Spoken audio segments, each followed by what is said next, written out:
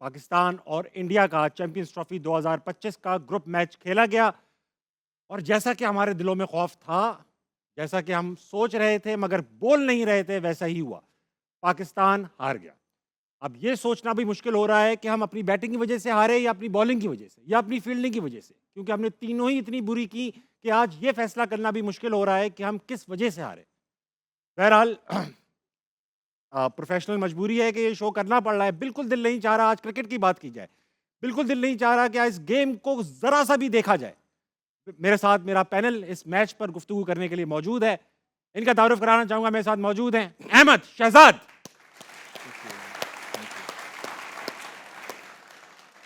उनके बाबर में मौजूद हैं राशिद लतीफ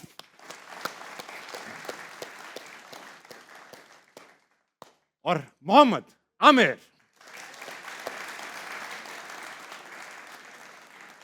इनसे बात करने से पहले मुझे गालिब का शेर याद आ रहा है कि तेरे वादे पे जिए हम तो ये जान झूठ जाना कि खुशी से मरना जाते अगर एतबार होता। मेरे साथ मौजूद राशिद लतीफ। राशिद भाई जी। खुद ही बोले, मैं क्या सवाल पूछूं आपसे? मुझे तो यही पता नहीं मैं क्या पूछूं आपसे। नहीं, सवाल आपने ये पूछा कि हुआ क्या मेरे लिए? मतलब एक दिन में थोड़ी हुआ, ये तो बहुत टाइम से चल रहा था कि आपकी टीम मेरिट पे नहीं है। मेरिट पे कैसे होती है टीम सेलेक्ट? मतलब कैसे? ये तो हम मेरिट बार बार कहते हैं मेरिट देखिए मेरिट मेरिट, व्हाट ये इज मेरिट? देखिए हम लोग टीवी पे बैठते हैं, क्रिटिसाइज़ करते हैं अक्सर। कभी जायज़ होता है, कभी नाजायज़ हो जाता है। लेकिन ये टीम ऐसी थी जिसमें हर जगह से, हर तबके से आ रही थी बात, या ये टीम ठीक नहीं है। एक एक स्पिनर और एक ओपनर की तो बात हो रही थी। आज भी वही हुआ। आखिर में हमने इमाम को लाके खिला ही दिया ना। अबरार के साथ एक और बॉलर बॉल कर रहा होता तो फ़र्क पड़ता। ऐसा नहीं कि फ़र्क नहीं पड़ता। मेरिट उस वक्त होगी जब आपका चेयरमैन मेरिट पे आएगा।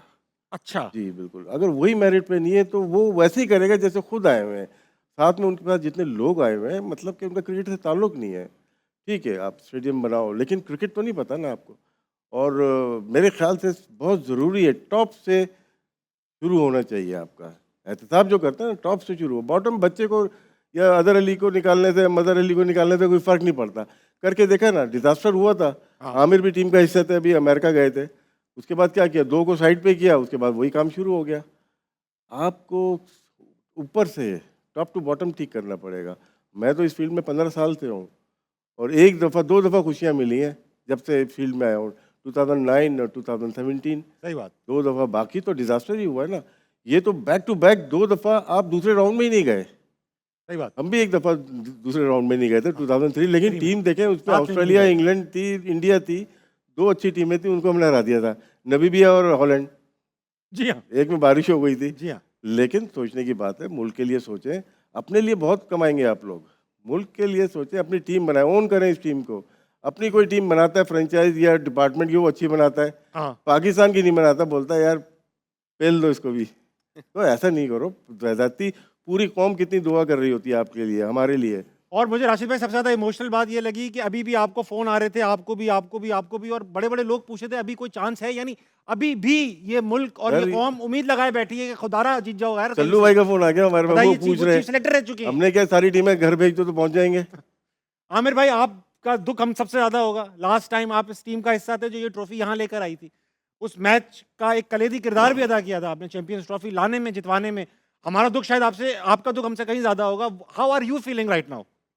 देखिए, जब मैं बोलता हूँ 2 साल पहले भी आपके इसी स्टेज पे जब बोला था तो बड़ी बैशिंग हुई थी कि मुझे कि ये क्या बोल रहा है, जी हाँ। क्योंकि टीम से बाहर और ये हुआ है। मैं आज भी उसी बात पे कायम हूँ कि जब आप गलत चीज़ों को लेके आते हैं ना सिस्टम में, और गलत लोग जो राइट, जैसे इन्होंने कहा है ना कि जो बंदा जिसकी जॉब नहीं है वो जॉब सिस्टम में कर रहा है, तो नुकसान तो होंगे ना आपके।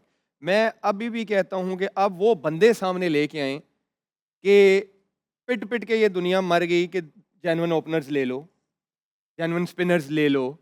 उन्होंने कहा कि नहीं, हमने इसी के साथ जाना है। अब वो बंदे सामने आने चाहिए कि जिन्होंने ये कहा था कि हमें यही स्क्वाड चाहिए, हमें स्पिनर्स नहीं चाहिए, हमें प्रॉपर। और आपने उन्हीं चीज़ों पे स्ट्रगल किया है।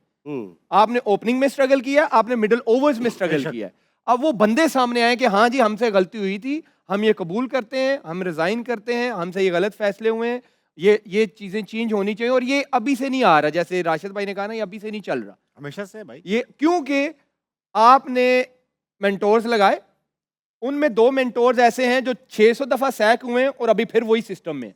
तो आप कैसे मूव फॉरवर्ड करोगे? आप नहीं कर सकते जब तक आप अपनी गलतियां मानोगे नहीं। हाँ, ये गलती, और इंसान वही मूव फॉरवर्ड करता है जो अपनी गलती मानता है।